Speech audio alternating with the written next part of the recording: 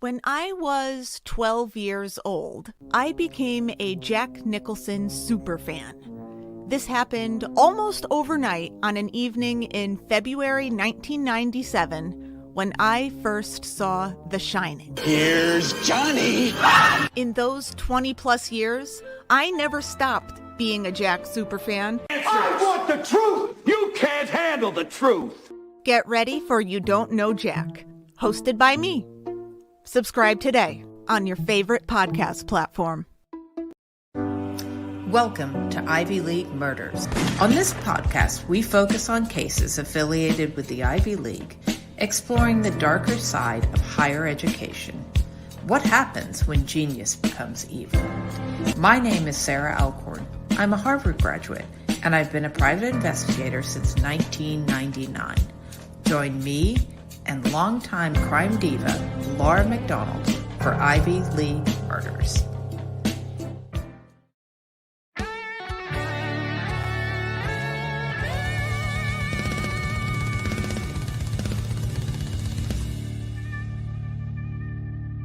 Welcome back to Divided We Stand. I'm Victoria Lang here with Connor, Rob, and Joe. We're really excited to be here the night before the election. As you saw, we just had some ads. Make sure you check out those two shows that you saw. They're just as great as this one. Pretty awesome. Clovercrest Media Squad. Yes, gang. All good stuff. Today, I want to start out by talking about the coronavirus cases because, as many of us know, this is a deal breaker for Trump supporters for some reason. So since the pandemic, there have been nearly 9.3 million new cases and more than 232,000 people have died. Math is not my specialty, so here we go. You're good. Neither. Yeah, more that.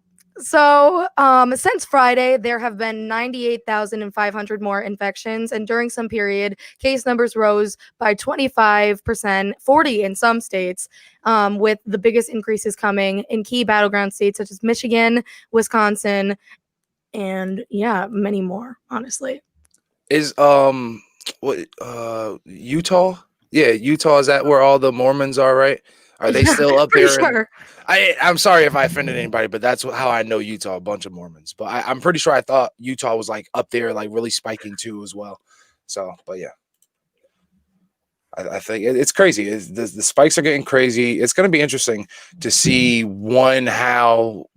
if Trump wins, how if he just pushes it totally completely like gone, especially now with Fauci going, but then two, if the liberals get it, and how I was thinking today, how one is that going to kind of delay a vaccine and the kind of the troubles in that, because they're going to say, hey, we don't know what's going on. We have to kind of analyze what's going on. And two, is it really going to completely start a complete halt? Maybe not a complete shutdown, but looking towards the means of, hey, everybody get prepared to bunker down.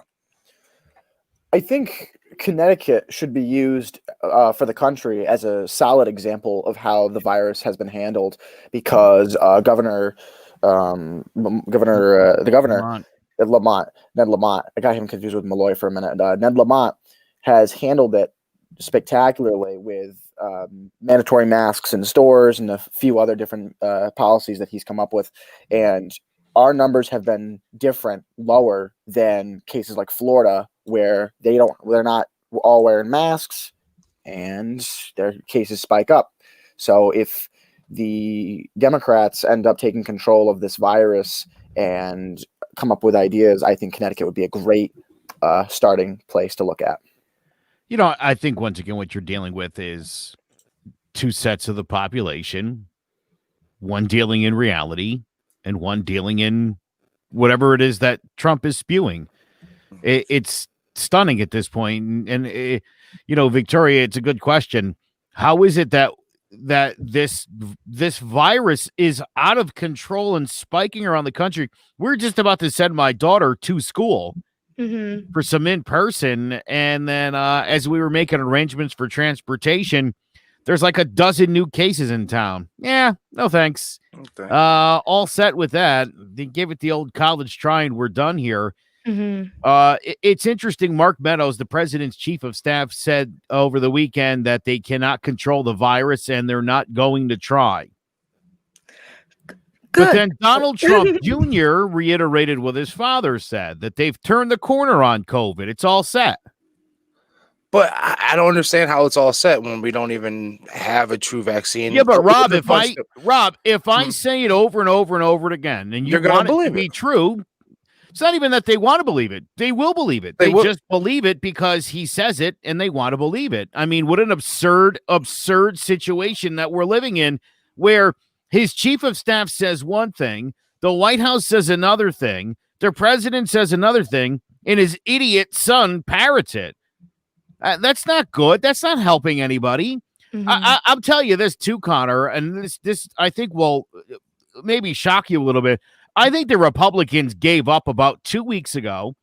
They got their Chief Justice or their Supreme Court Justice in Amy Coney Barrett. They haven't even bothered with a stimulus package because they don't care. They're going to lose the election. They're going to lose the Senate. You might as well let the idiot Democrats spend all the money. And if for some reason it brings us into an even worse recession than we're going to get next year anyway, the Republicans simply point at the Democrats and they say, that's what happens when you put those tax and spend liberals in.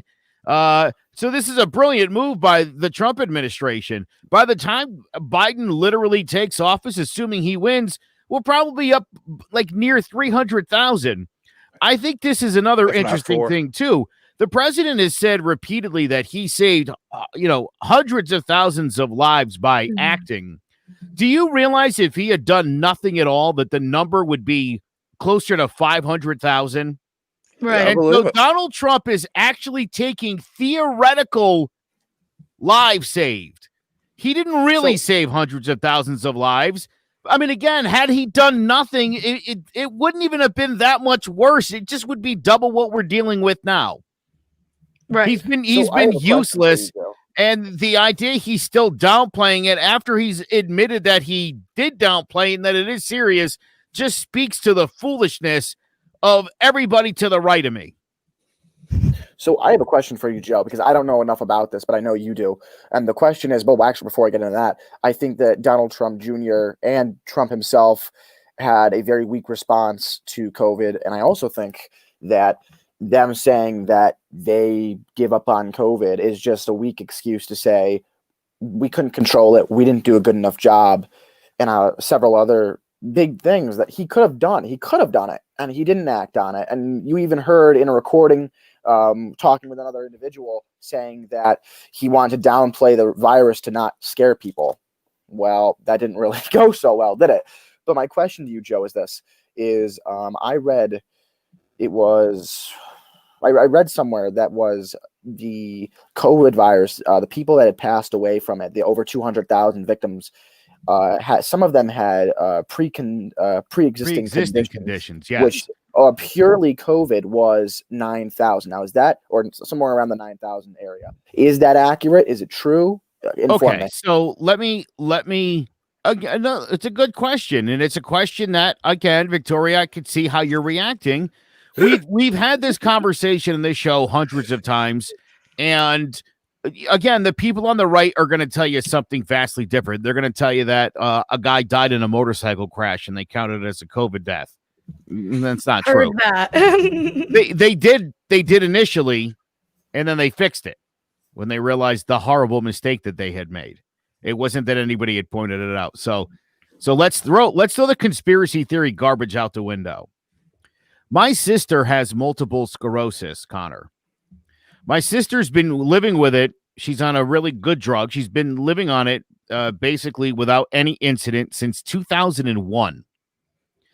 If my sister were to contact COVID-19, Connor, she would probably die of MS within a couple of weeks. So do you see why we count these as COVID deaths? My sister's been doing great with her MS.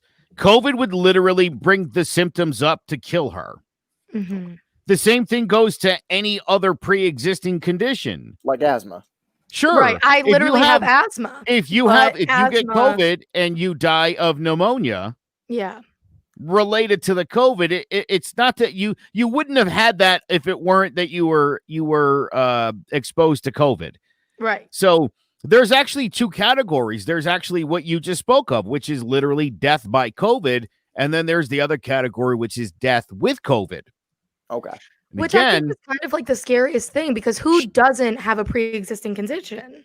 well, and most again, people it's do. sadly, COVID's now a pre-existing condition to have. Right. So now once you've had it, you actually are in the high risk department. So congratulations on that. So that's where we're at, Connor.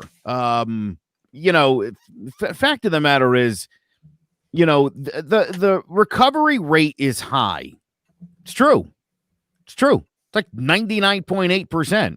Mhm. But when you do that mathematically, Connor, again, that's 240,000 people. That's a lot of people. Then they're human beings. Right. It's not just a number. You're like, well, 240 out of 365 million. It's not bad.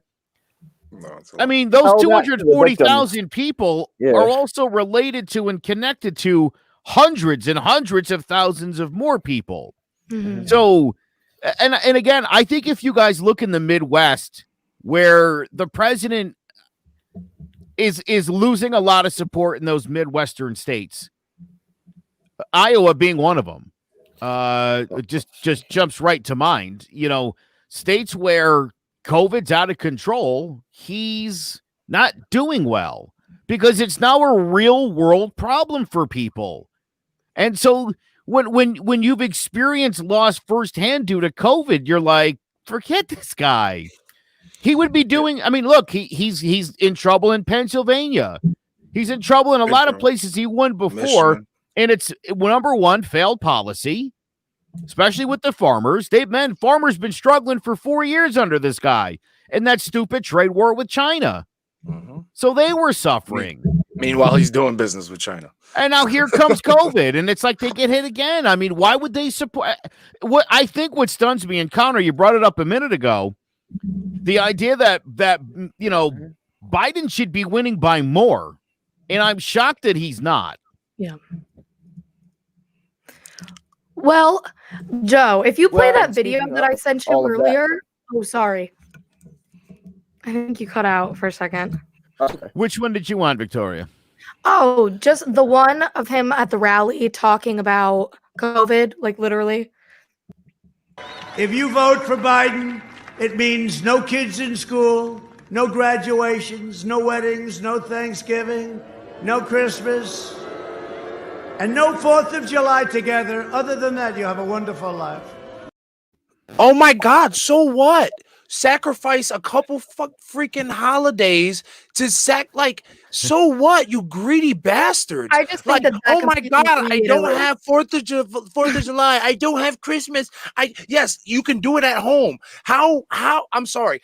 How egotistical? How narcissistic do people have to be of this statue to be that worried about your holidays and everything over the values and the health of everybody else? Rob, So what? Somebody doesn't go to a graduation. Guess what? I didn't walk my army graduation for freaking basic training, and that was the best thing ever. And everybody was like, "Oh my God, you didn't walk." Guess what? I didn't have to deal with a bunch of BS. I didn't have to be around a bunch of people congratulate me that I didn't know. It's not a big deal, people. You will have so many other accomplishments in life. There's going to be other Christmases. There's going to be other Thanksgivings. There's going to be other whatevers. Like, And wouldn't you chill rather out, be like- around to see them, be like Exactly. alive for them, so you can And have it another goes one? beyond the deaths too. Like, yeah, we have 200,000+ deaths, but what about the millions of people that are going to be affected from this 5-10 years from now that are going to continuously die because of COVID? Like, it's time to wake up. Stop being selfish. Stop being ignorant. Like, y'all are following the devil. And I'm not even religious, but this dude's a moron. And this is like not the person. And I understand it. You guys want to fall behind your great leader, but he's like, I'm sorry, I've been too quiet, and that just really ticked me the hell off. Rob, would you agree this was very much like the president of your 6th grade class, where Yes. he's like, "You vote for Rob, you're gonna have tons of homework. They're gonna shorten recess, and they're all getting the rid of the vending snacks." machine." And you're like, "I didn't say any of that. What? Where's this coming from? Like, yeah, You know, I mean, again, And if you vote for Biden, that's going to happen. No, it's right. It's either fear mongering or straight up lying about what'll happen. If and that's all it's been. Literally, that's all it's weak. been. I turned on Fox News because I love to try and listen to everybody's point of view. So I will literally go from like, hey, you get from this point to the commercial. The next commercial, I'm going to the next one, right? So I literally go to Fox News, and they're the only people just feeding fear, instilling fear instead of talking about facts. They're talking about, oh, people are going to riot. People are going to beat you up. People are going to take your grandmother out of her house because you're affiliated with Trump, and they're just going to come around with all these black people into the suburbs. Like, come on, Trump 2020, no more bullshit. It's been bullshit the past 4 years with you idiots. And Connor, I'm not calling you an idiot. No, I actually like you. You're a conservative that I actually like. I But like appreciate all that. these Thank other you. idiots, like, come on, like that's the stuff. And yeah, I'll fall back. Well, actually, I want to jump in real quick, Joe, if you don't mind. Mm-hmm. I want to jump into the point that I made last week or last time I was here, and that Donald Trump is not the face of the Republican Party and the Republican values. He is the temporary face of a movement that is angry at things that they don't agree with, but that's not the face of the overall Republican Party. I can speak for myself here. I'm a Republican. He's the face of the conservative party. And there's a difference between Republicans and conservatives. Well, that may be, but I'm a conservative as well. I don't see Donald Trump as a representative of my conservative values either. So, this might. Yeah. I'm sorry. I didn't mean to interrupt you. I'm sorry. That's okay. Actually, I didn't have anything else to say there. So you know what? May I actually? Because I read an article on this earlier today. The marriage between the evangelical Christians and President Donald Trump, and Donald Trump represents something that they value their men to be: strong, outspoken leaders. And since their men are somewhat meek and mild, sort of the turn the other cheek kind of crowd, that this guy and I had a conversation earlier today with a woman I respect a lot, who told me some craziness about John F. Kennedy Jr. being alive and Trump being sent here to I guess save humanity or so I guess through by denying climate change he's going to save humanity. But I thought, look, people want to believe this stuff, and classic.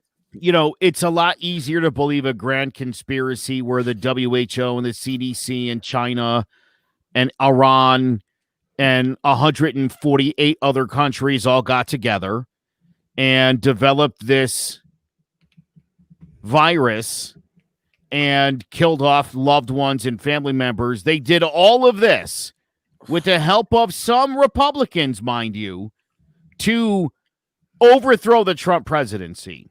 Right? This giant grand conspiracy with hundreds of entities and millions upon millions of people, or Donald Trump's a liar and a cheat. What do we think? You ask some of those people, and they would much rather tell you about lizard people and shapeshifters and the Illuminati and the pedo satanic. Sex ring. Look, if there's a satanic cult ring running the Democratic Party, I hope to God you guys pull him, bring him to the sooner than later. Like, no, seriously, sooner than later, because that would be nasty that y'all are holding out for whatever reason. If Tom Hanks eats human children, I want you guys to do something about it. And if it's the resurrected JFK Jr., then by all means, guys, get on that. Matter of fact, what's going on? Matter of fact, tomorrow morning, early on, you guys should all get together and just go do that. Let me say something real quick right now. Do that. Victoria, Joe, Rob, let me make this very, very clear. This isn't real Republicans. It's not real conservatives. I'll tell you right now, it's crazy people. Crazy people. Lizards. JFK's son still being alive. I don't know if that one's up for opinion. No, that's okay. I was uncalled for. I shouldn't have done that. Listen, that one's up for opinion. I personally am not against AC. I think she's okay. That's just me. But anyways, everything else, well, that's okay. That's okay. I know. But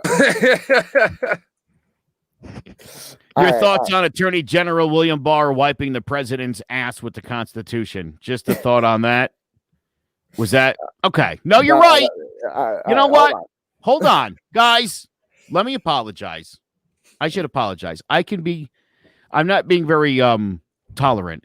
I read a great bumper sticker today on the back of a pickup truck. Mm-hmm. Okay.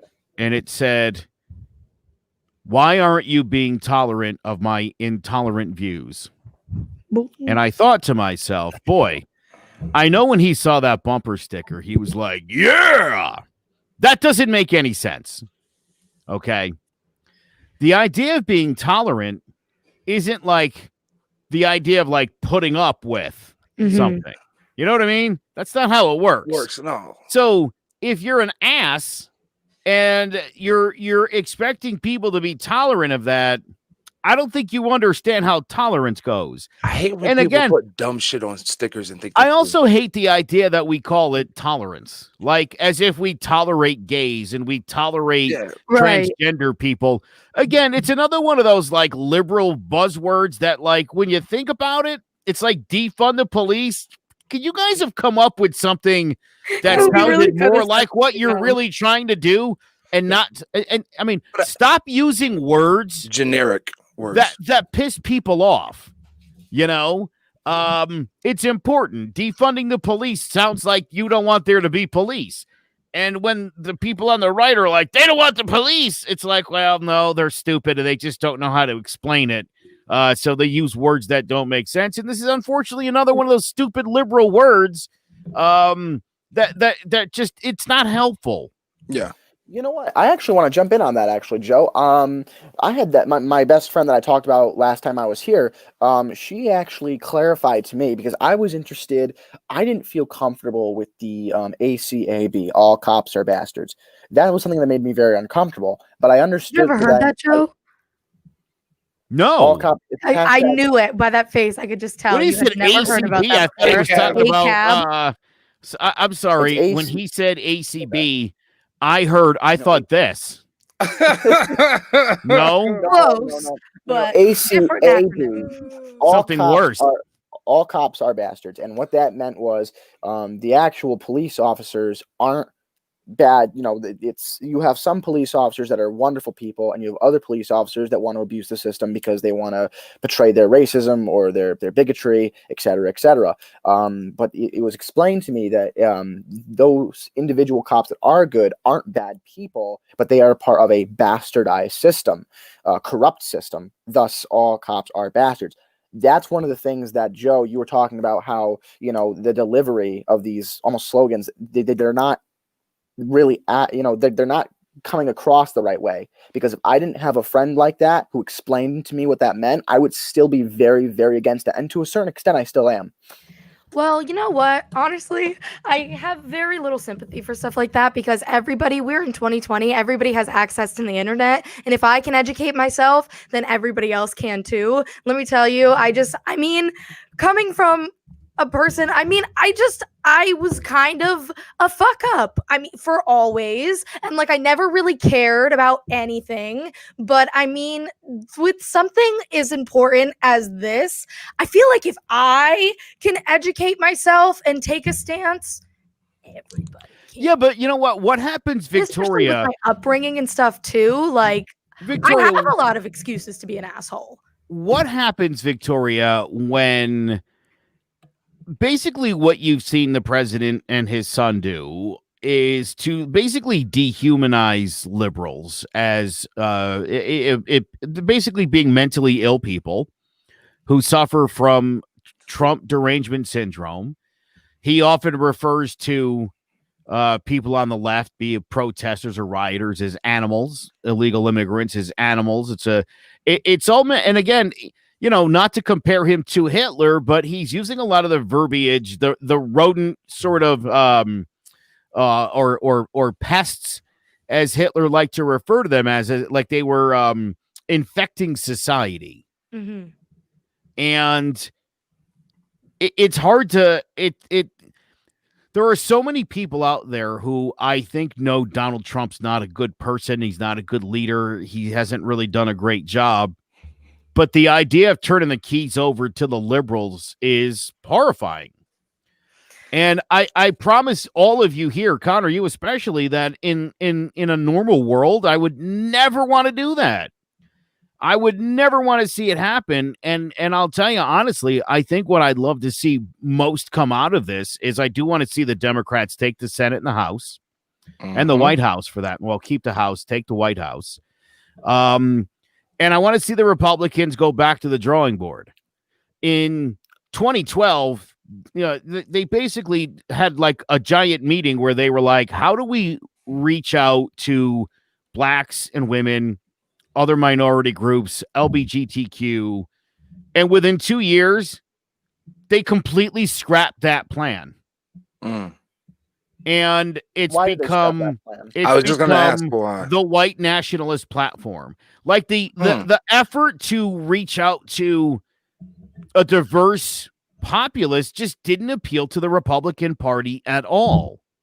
And it's shocking because Paul Ryan was the leader of the party around that time. And I think Paul Ryan's a pretty decent dude. I really do. At the end of the day, I mean, he's a Reagan guy. He's got his trickle down economics in his head. He's just the economics wonder boy or was while he enjoyed his reign. He did everything he could to keep Donald Trump out of the Republican Party. And where's Paul Ryan now? Haven't heard a word from him in a few years now, have you? Nope. He's been pretty quiet. So I think it just goes quiet. to show this is Donald Trump's Republican Party, and I think right now, I think a lot of Republicans will feel better once they've been trounced. I think it's important, Connor, for America to reject the Republican ideals right now, so that the Republicans can go back to the drawing board and be like, remember we had that plan about trying to like outreach to talk to different parts of America, and not every time there's a black dude that's like, I support Trump, you throw him right on TV. Because they're that few and far between that you can get every black guy that supports Trump on television in the days before the election. It's insane. It's insane. It shouldn't be that way. Well said. Because I it shouldn't be that way, Connor. You're right. You're absolutely right. And the fact that they threw it out, that's sad. Because you know what? That's something that I've thought as a young Republican myself. I've thought to myself, why don't we reach out to more? We're seen as the white guy group. And you know what? That's not really Connor, that was a conscious effort that the Republicans made before. This predates Trump by 2 years, mind you, where they just decided that was going to be the easier route to take, was to double down, take support of the white supremacists and groups like that. And for the life of me, Connor, right? I mean, that's such like a Bond villain thing to do that. And this is why I've been telling, Connor and I have known each other for a while. We've had a lot, and it's been important to me to get you on here as a guy who's a conservative and who's a guy that I like and respect a lot, Connor. And you've always been very open to listening and learning and then researching what I tell you, because like I tell you, brother, I'm facts. I don't believe in opinion. I believe in facts. And I think you look at facts and you have to ask yourself, what's the logical conclusion to draw from the facts that you see? Right. To me, it's as simple as that. That's what I'm looking for. But I mean, the Republican Party I grew up and was proud to be a part of, literally through 2012. I want to see him get back to that. I want to see him really. I remember a time where I felt like more patriotic, more support for the military, more family values. If you look at the numbers now, evangelical Christians have the highest divorce rate in the country. I talked to a lawyer the other day who told me 12% of divorce cases in this country right now are women leaving their husbands because they're Trump supporters. Me. Here's the thing. This shouldn't be, not suburban women. This shouldn't be more important to you than your marriage. No. Or your relationships.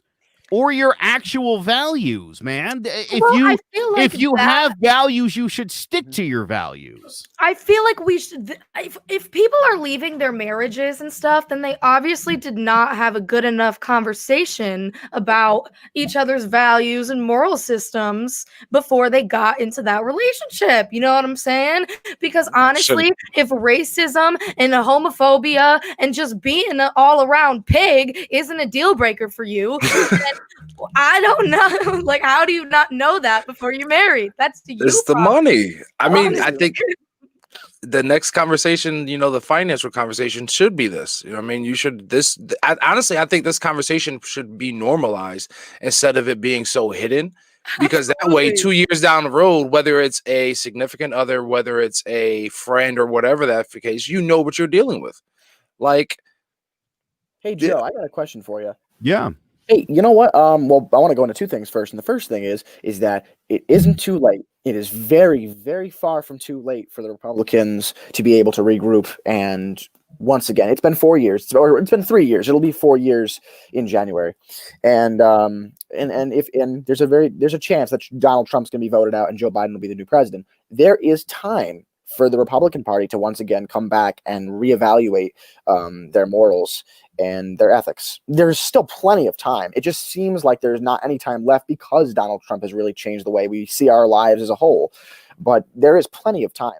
I like to think that, and again, look, if Trump wins, I mean, then forget everything I said, because then this tells you where America's at. Mm-hmm. And if you, over the last couple of months, we talked about this on the show a lot. If you look at the numbers for BLM, white people kind of couldn't care less. Yeah. Hispanics cared, Asians cared, black people obviously cared, white people in both parties, even white people more or less were like, not really our problem. Also, and I want to be very clear, especially for my good friend Laura, who's watching, I didn't say Trump supporters are racists. Again, I think after 4 years, I think we could separate who the racists are from the people who just support the people who support the racists. And I'm not gonna I'm not gonna say, hold on, I'm not gonna say that you're guilty. No, I'm serious when I say that. I'm not gonna say you're guilty of racism because of that. I understand that there's people in the Republican Party who will sit back and be like, that's wrong, that's racist. And I don't think you could blanket say that. But as I just explained, I think that the party put itself in a position where the majority of the Republican Party is white people, white Christian conservative. And that's not what the rest of the country looks like. No. And so you're right, Connor. It gets to look like the white Christian conservative party. I just read a thing the other day, just this past week, where somebody's literally our Republican conservative party is the most right-wing mainstream political party on the planet. That's crazy. Yeah, it is. It is very crazy. Actually, I want to bring something up here. I hope all of you have seen it, because all of us are different parts of the political spectrum here. And I think that's what makes this show so wonderful, especially being able to hear different perspectives. It is one of my favorite things to be able to learn about things that I don't know about or I don't necessarily agree with, but I get to see what it's like to be with different people. I think that's wonderful. I've been raised around Republicans and Democrats. My grandmother is a huge Bernie Sanders supporter. My grandfather, who was from Puerto Rico, he happens to think Donald Trump's pretty okay. So, so I've seen everything. I'd like to think that's where I get some of my tolerance from, is being raised by both. There's a great commercial Oreos just came out with an elephant and a donkey fighting for a little carton of milk for a cat. The cat gets sad, and then the donkey and the elephant work together to get that milk carton, and they all drink it together. I don't know if you could pull that up, Joe. I could probably. I don't know that I have that readily available to pull up. So that's a big request. So donkey and a not really in my mind. Let me tell you that. Real quick. Laughing so hard. Well, as a matter of fact, it's funny. I produce a show for everybody on the screen right now. I like to think that I don't just magically pull things out of my butt, right? No, I know. I don't know. Sometimes you do. I'll see what I could do to pull up this Oreo video. If you can, I would love to. But if for anybody who's watching, please, take the time to watch it. It's very heartwarming. It's very symbolic. For whatever reason, and I don't know why, there are comments down the comment sections from Trump supporters and far left liberal Democrats who are going at each other. I'm like, it's supposed to be unity. How are you all missing the point of this commercial? I don't know. Honestly, I think it's just at this point, people are just like, to be real, like people are just looking for any reason to yell and scream at each other. And it's just like we're in such a just effed up just part of the world right now in society where I don't know, like, I don't even know if Biden's going to be this, not to say the savior, but like him winning is going to be like the kind of like tension easer, but like, I don't know. It's getting ugly. I don't know if this is the calm before the storm. But can I tell you what I think? I think he'll ease tensions because we're at a 10 right now. And even if Biden can get us down to a 9, I think we should all be eternally grateful for that. I would disagree because to me that's Rob. I think that's a start. I think you have to start at a 9 because this country's at a 10. I mean, you guys all saw the Trump rally. There was one here in Connecticut. There was one in Texas where they tried to run the Biden bus off the road. Oh my God. Yep, that was really disgusting. And that's what I'm saying. You know what's crazy? I think that with all this, I think we're at like an 8. I'm not even going to say that. I think that we can actually go like the bar can be set a lot. Like it hasn't gotten to the point. And somebody just commented we're at a 12. See, no, I would disagree. Nope.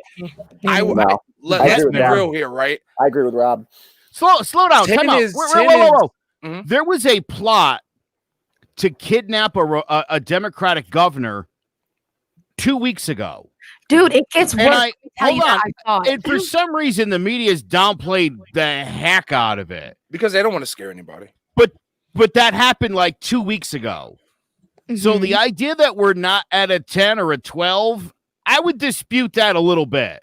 The reason why, we would have to change the scale then because like I feel 1 through 10 is like way too. If it were 1 through 10, because in my eyes, a 10 is like on sight. Like if I see somebody, it's mass hysteria. Like not mass hysteria, but like a 10 is like if I see somebody, if I see a conservative and they got a Trump flag, it's on sight for me. That's a 10. Like now I can still go about my business. I can see a conservative. I might give you the side eye depending on, if I've had my coffee and my cigarette and my medication. If not, like, I don't, you know what I'm saying? But it's not, I think we can be a lot worse. I think that there would be a lot more civil unrest as in like a lot more altercations, like just off the rip. Like, I don't know. I don't know. I guess that's my 10. That's another thing. My 10 may be greater or maybe way higher than somebody else's 10. At the same time. Somebody was just commenting in Connecticut, we're an 8. The rest of the country's at 12. I mean, there's places like Portland. There's places in parts of the country where, Chicago, so it is. It's very much a matter of perspective, I think. But Joe Biden's not going to solve all of our problems. Oh, no, not at all. COVID's still going to be a thing that we're going to have to deal with. Racial and the business is opening. Racial tension to still be there. Again, to not have a guy in the White House constantly stoking it I can imagine will only help us. You know what I mean? It can only help if the president's not like, well, there's fine people on both sides. So I think from that standpoint, things are going to be a little bit calmer around here, and that's what we're looking for.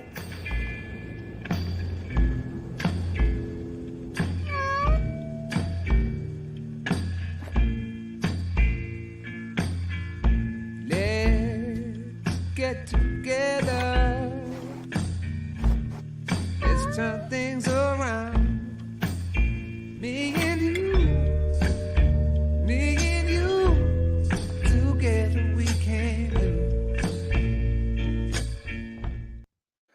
I just want to say Joe's the GOAT. Joe is the GOAT. How do you get mad about that? You can't. Like Joe. I was just going to ask that question. We came back. I'm confused. Well, so I said this a couple weeks ago, and again, our friend Laura, one of the other CMG podcasters, sort of got on me a little bit because she thought I was being a little unfair. But I pointed out the fact that Bill Maher and a lot of people, including myself, have talked about what happens after the election, especially if the Democrats win. We're moving forward together, and how do we do that? Right. Because everything leading to this has been awful, and I've still yet to hear anybody on the right broach the subject at all. Not anybody. I haven't heard Tucker or Laura or Jeannie Pirro. No, I haven't heard anybody talk about how we move forward, because the immediate approach is going to be, let's attack President Biden is going to be the game plan. And again, that's why I say, I think if you're the Republicans, man, let's regroup. Let's figure some things out. Let's figure out who we are. Let's get more people in, because let's be honest, membership's down to the point where if there were no independents in this country, the Democrats would win every election every time easily just by the numbers. So the Republicans are going to have to start doing some things that they don't like in order to build that party back up. And they can do it. And I think, again, to me, a thorough butt kicking tomorrow lays the groundwork for doing that. Well, yeah, that's exactly what I think. I think even if Joe Biden takes the victory, I think that like, what does that mean for the Republicans? I think if anything, I know I always talk about him, but Joe Biden was really close with John McCain. And if you look at their policies and stuff, especially for when he was running, they're really similar. And I drive by a lot of houses and I see a lot of like Trump and McCain signs. Like, that just makes absolutely no sense to me, because like Trump literally hates him. McCain hated Trump. Yeah, even though he's dead and everything, you know. But putting that aside, a lot of people value that and say that that is their Republican Party. And Connor, I think that you were just saying it, that Trump's party and that all those supporters do not reflect how you really feel. And I just think that if that is really true, then if you really look into all the policies and everything that Biden is trying to enforce, I would think that you would find yourself probably leaning on more of that side, because in reality, Joe Biden has always been like a Republican and Trump was the true Democrat. Like, honestly, let's get it cracking. Let's get it together. I'm actually really happy you brought that up. I did quite a bit of research on Joe Biden, and I actually, if he does win the presidency, I won't be super unhappy about it, because I've seen his policies. They're not super radical. They're moderate. He's a moderate. He's not a far left. He's a moderate Democrat. Right. And I think that Bernie Sanders, the reason that Bernie Sanders didn't win, despite the massive amount of support he had, was because the Democratic Party was afraid of a far left administration. Whether that's right or wrong, I believe that's the reason Bernie Sanders lost. But I think that Joe Biden potentially could be a safer bet than any of the candidates, Trump, anybody, because he's moderate. And I think that's something we heavily need right now. So the Democrats knew full well that a progressive liberal candidate like Bernie Sanders or anybody else that ran would be appealing to independents and any conservatives. And I just saw a poll recently where politics are shaded into 4 boxes, and Biden and Trump were in the exact same box as far as beliefs. Mm-hmm. The difference is going to be that Joe Biden's a little smoother and a little more delicate in how he speaks in public. I'd like to address our good buddy Chris Clemens. Trump was attacked from day one, and Chris is not wrong. Trump was definitely attacked from day one, but Trump also went on the offensive from day one. And when you come out guns blazing as the president, and that's not what presidents do. I mean, what did he think was going to happen? But now you're in a position, and Chris also pointed out he likes to stir the pot, and it's getting old. I think it's gotten old for some Republicans. I see his support right now, where it was 93%, is down to 88%. So you've definitely lost quite a bit of support in the Republican Party. As of about a week ago, was getting hammered by it with independents. It's now getting a little bit closer, but I think a lot of people are just sick and tired of the same old thing every day. Mm-hmm. That the president can say something stupid or insane and tank the stock market for the day. I can promise you under President Biden that won't happen. Yeah. And that should make everybody in every party feel really good. You know, and to go back to what you said, like to what Chris said, like he got attacked day one. Every politician does. That's the nasty game of politics, right? This one just couldn't handle it. You know, and that's the thing. Yep. He thought he can come in here and poke fun, and then when he realized that, guess what? The rounds come flying back. He couldn't handle it. So then you look at it again, and then another thing that Chris had said was the fact that, oh, not my president chant. Well, that derived from all those racist idiots saying "not my president" about Obama. So it's just like you all these backings, and I get it, and I'm gonna go hard on Chris because I can. Like those consecutive like the cries for help about Trump, like so what? Everybody, it's a dirty game at this point, and nobody's held him accountable. He's lied over about 100 numerous things. Everything that he's backed himself on when he started his campaign, he hasn't fed y'all anything. So it's like, where do the lies stop, and where do they sit there and say, you know what, we were bamboozled, we were fooled, and I voted for them again, and you know what, I made a mistake. You're not even to sit there saying Biden was the right person. Like, once again, you could have voted for Joe Jorgensen, the same person, literally not the same person, but a lot of the similar views, but with a lot more morals and ethics. Right. I'm sorry. So, I want to bring something up here, and you guys might be able to factually prove me incorrect. I don't know if you can, though, because ready? I think that former President Barack Obama might have accidentally created the Trump presidency. Accidentally. How was that? I say that I'll say it like this. It was at a White House. Several people were Seth Meyers, Barack Obama, and it was like poking the bear. They kept making Trump jokes again and again and again. And I think that in Trump fashion, he wasn't having it. And what's the best way to say, I get what you're saying. You know, screw you. The bully with a lot of money. Okay. I mean, I would probably say that it was all of the false accusations that were on Hillary and how everybody was saying that she should be in jail. I would probably say that would be a little bit more of a reason for the Trump presidency. I want to get into that a little bit more, but quickly, I want to take a quick break. We'll be right back. Ow. Clovercrest Media Group presents a CMG podcast. Keys to the City. Keys to the city, baby. When you see us, so you know. Crossed up by Kobe, little floater to Shaq, and then Shaq goes like this, and the rest is history. Pay attention. Don't tell me what to do, Devil Woman. But speaking of those Lakers, hold on. But I didn't make I said Denver's gonna win. Yeah, you did. You said that. There's no other show like that. Clovercrest is doing great things right now. Looking for a casual baseball podcast to listen to? Well, Baseball with the Bard, presented by Clovercrest Media, has just what you're looking for. Tyler Bard and Noah Cross cover a wide range of happenings in the MLB, and then dive into a deep focus on the Red Sox and Yankees. Join us every Sunday at 11 a.m. Eastern Standard Time for your weekly dose of Baseball with the Bard.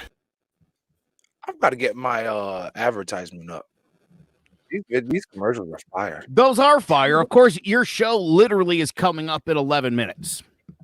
I'll piss you off shortly, episode 17, and that's going to be a good one. Ooh. Anyways, so what's next? Anyways, I just wanted to talk really quickly about, do you guys think that we're actually going to get results on who's going to be our president, like tomorrow? Do you think we're going to get that? Because signs are pointing to no. I think we're going to have a kind of a soft understanding of what's going to happen. I don't think we're going to have like hard numbers, but I think there's going to be a couple states like Pennsylvania that always give us a hard time. Michigan's going to have there's going to be a couple states that are going to give us a headache, but I think we will have a good understanding as far as the popular vote. We'll have a good understanding of the popular vote, of especially like key states that we already know. And I think Florida, I'm going to call it, Florida's going to be not an upset, but Florida is going to be the one that it's going to give us a kind of a lead into, like, they're not going to give us as much headache as we think. I would say that would be my upset to not giving us a headache, if that makes sense. My understanding right now is actually Florida's in great shape to handle the amount of ballots that they're getting. Also, I want to just point this out. I think this is extraordinary. 93 million people have already cast a ballot. Mm-hmm. We are on pace for a 67% voter turnout this year, which I think is extraordinary. Amazing. That's spectacular. That's phenomenal. That's a lot. I know I'm going 6 o'clock in the morning, baby. You'll see me. See, but again, I read this quote as soon as that election's over, we're going in with our lawyers. Donald Trump wants So here's what the Republicans have sung to, and this again, it doesn't make me feel good. The Republicans are desperately trying to make sure that any votes that come in after the election aren't counted. Now, there's states that say if you're postmarked before, you're good to go. Just over the weekend, again, you heard a lot of Republican operatives talking about these extra ballots coming in and flipping the results. Mm-hmm.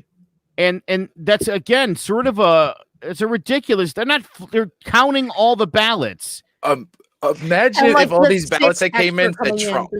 And he's right, dude. Right, like they so expect that they're not going to be that. It's like, oh, these are going to flip. It's like, no, we're going to count all the ballots, and when all the ballots are counted, we'll tell you who won.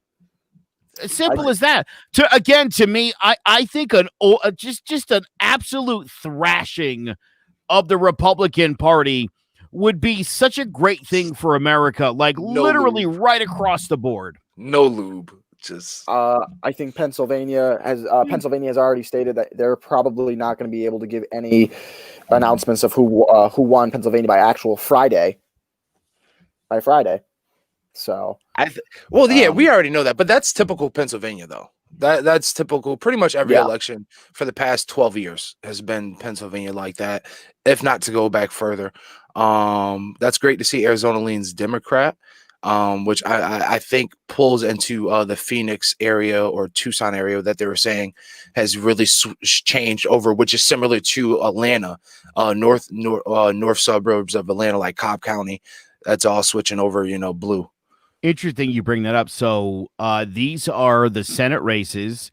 They're also very reflective of the political situation right now. Biden's got a slight lead in Arizona. And Mark Kelly, former astronaut, is leading Martha McSally in a very close race. For anybody who doesn't know who Mark Kelly is, Gabby Giffords, who was shot in the face in 2011 by a right-wing lunatic. You don't say. Terrorists? Yeah, of course. That's his wife. More good news in the stoner state of Colorado. Also leading Democrat, their Republican Senator Cory Gardner is losing by 10 points to their former governor, John Hickenlooper, who you may or may not remember earlier this year was actually one of the Democratic candidates. Yep. For those of you who like the weed, you really missed out on what would have been a really good presidential candidate because Hickenlooper... A-okay in my book.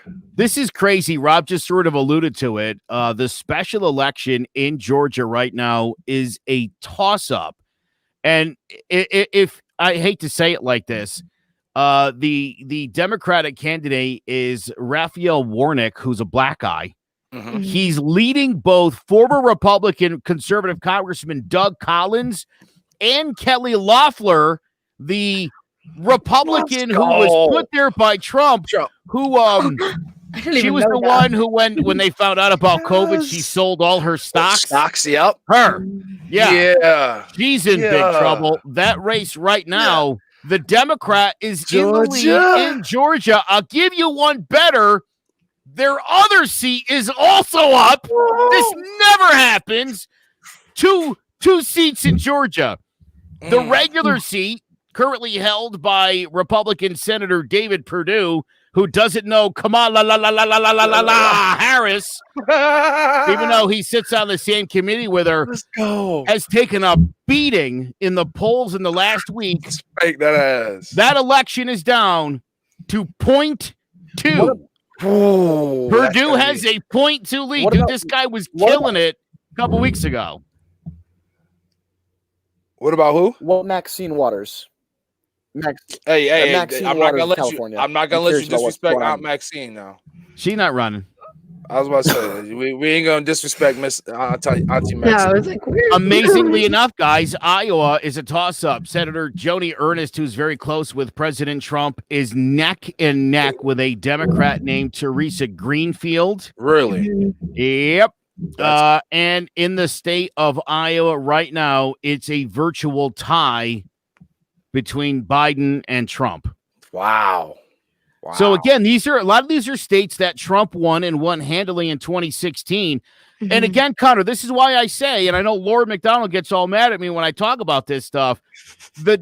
These are seats the Republicans never would have ever lost if not for Donald Trump.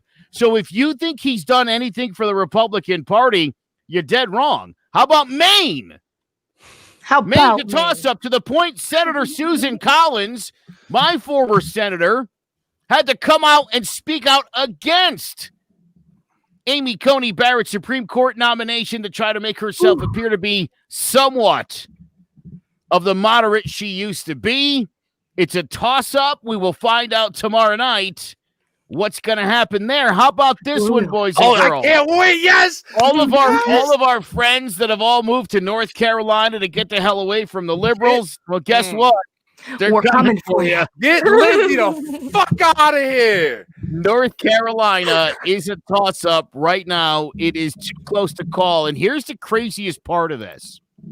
Senator Tom Tillis was at that ceremony, the super spreader ceremony, when ACB got the Supreme Court nomination. He got COVID. He took a hit in the polls, which is funny because the Democratic candidate, Cal Cunningham, was caught not once, but twice having inappropriate sexting relationships with other women. Oh, with other and women? He's still in the race. Underage the women? Democrats still in the race. This is how bad it's getting for the Wait, no, I'll tell you what, Republicans, it's worse. Yes, it's worse. South Carolina is up for grabs. Take your shirt off. Lindsey Graham and Jamie Harrison are in a virtual tie. Jamie Harrison's received over $100 million from all around the country. Let's go. Get Lindsey the out of here. Jamie Harrison. I mean, love again, Jimmy. No, he's great. I don't like Lindsey Graham. He Out of here. He's a flip flopper. You know, he doesn't like him, then he likes him. Yeah, he needs to go. I'm okay with the other guy. He's a cool guy. I'll tell you the most interesting race that there is this one in Alabama, and I'll tell you why. You guys might remember a few years ago, Doug Jones beat Roy Moore. Roy Moore was the one that had a real inkling for the 10-year-olds. Yep. Doug Jones has been a thorn in President Trump's side. Well, the guy running against him is former Auburn coach Tommy Tuberville. Holy shit. Heard. But get this. Tommy Tuberville has not spoken to the media during the entire campaign. And still just nothing to say. They're like, what do you think about climate change? Nothing. He's just not answering or taking interviews or doing anything at this point. Trump, honestly. And he's got a 55-41 lead on election eve. So sometimes it makes a little more sense to just keep your big fat mouth shut. Let's see at all the other states that are going red. Okay, well, that's the end of the list, guys. I'm serious. Good show. That's literally the entire list. Well, just Alabama. Good luck, guys. Good luck. Hey, I feel for you guys. Best of luck. Yeah, we'll see what happens. We'll see what happens. Make sure to stay. Keep your head up, Connor. Keep your head up. You guys got Trump as a president. Or just lean your head to the left. Well, keep it up, or you could lean your head to the left. All I can say is I'm currently looking at the numbers right now for just Trump and Biden, and nothing here except for a handful of states, 65% over a 29% for in favor of Biden. You also have states, obviously, like New York, that's going to be going in favor of Biden, and several others. Connecticut, obviously, you've got Maine District 1, Maine District 2. A lot of these states are going Biden, but taking a look here, and I've seen all the numbers, nothing here says that it's going to be an absolute Biden wipeout. It might be a Democrat wipeout for Senate and all of that.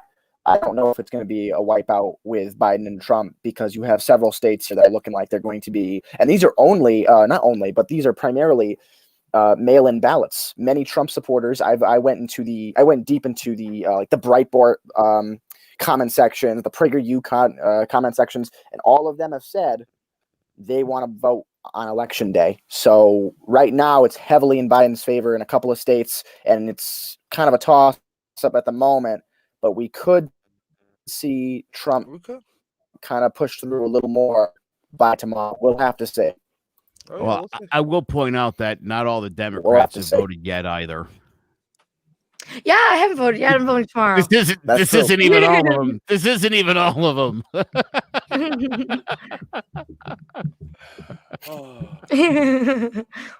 Well, sorry about it.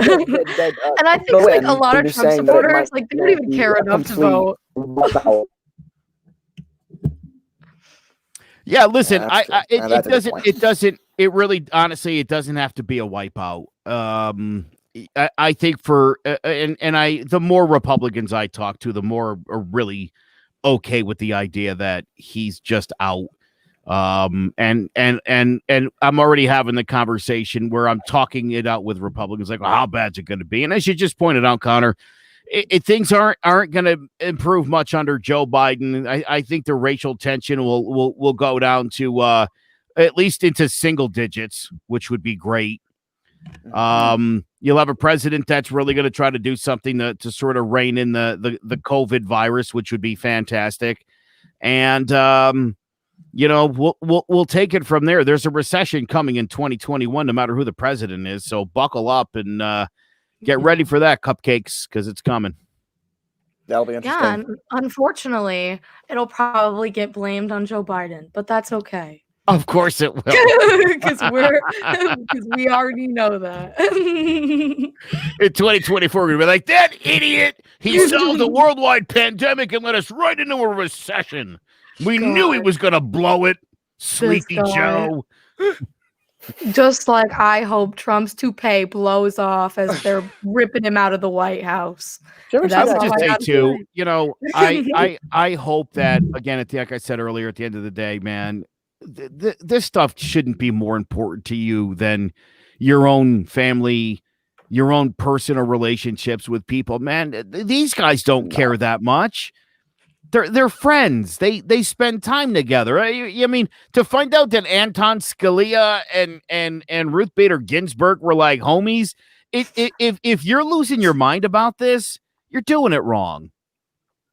Mm-hmm. It's not personal, man. It's politics, and it's not like some indictment about the way you're living. It isn't. And I'll say this: I've had this conversation so many times, and it makes me want to slam my head against the wall. The Democrats don't want Venezuela to happen here. I don't. If I have to hear that from one more person, I'm going to lose my marbles. I really am. It's going to be the same thing it was under Obama. Mm-hmm. And let's be honest, even if you hated the guy, it wasn't that bad. Wasn't that bad at all. I mean, honestly. Could have been worse. At the end of the day, did it really hurt? Did it really hurt?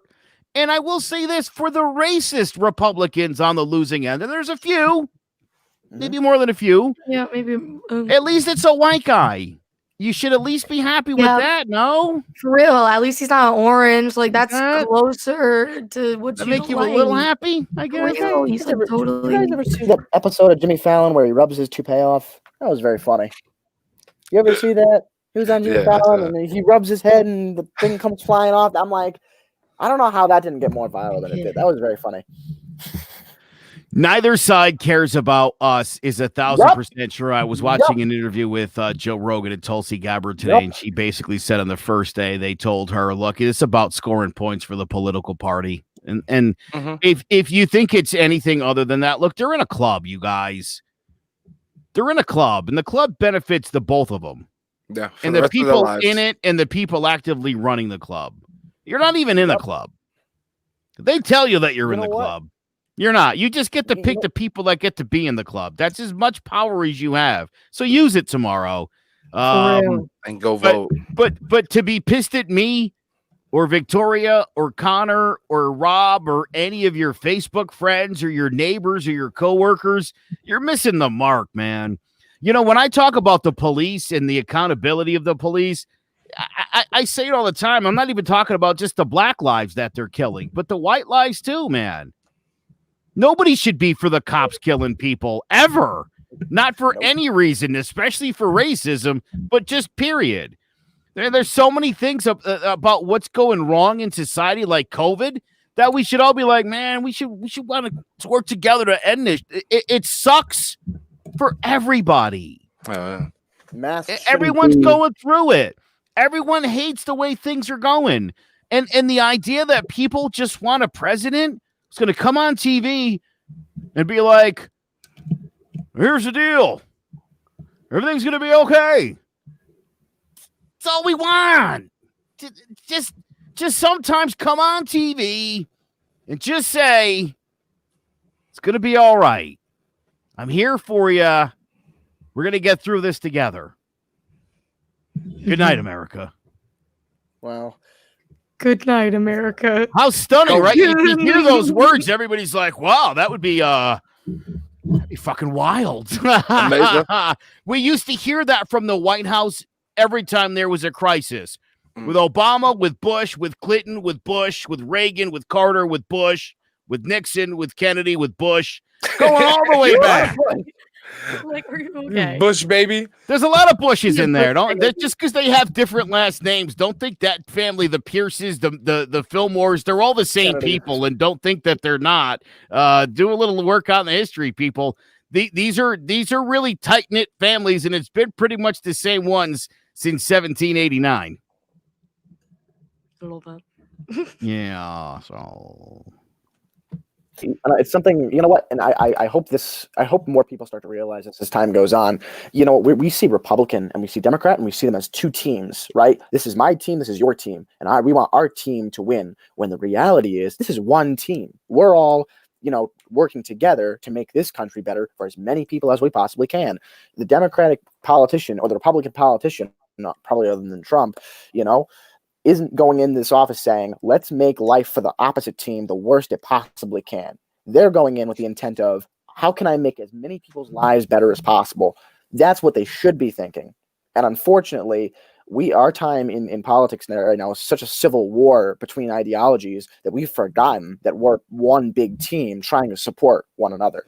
So, you know what? Try not to use that word civil war. People might take that the wrong way.